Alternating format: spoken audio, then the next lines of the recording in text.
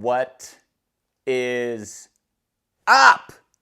I'm Drew, and you're watching Upstate 208.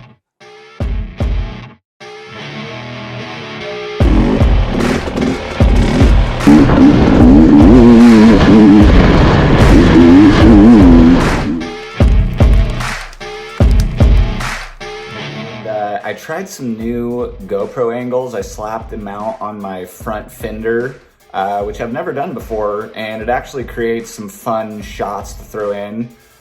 Facing forward, I feel like it really, for the person that maybe doesn't ride, doesn't understand kind of the terrain and what we're dealing with here in North Idaho when you're riding, I think it really captures that well, seeing all the rocks and the roots and just like what you're dealing with. So I think when you're riding with it on your chest or on your helmet, it's sometimes easy to misperceive like what all is going on and what we're dealing with out there on the trail. So I thought that was a super cool angle, and then turning it around on the front fender and facing yourself, you also get some cool shots out of it. So if you haven't tried that out, give it a whirl and you can mix it up a little bit and get some different shots with your GoPro. Enjoy the vid.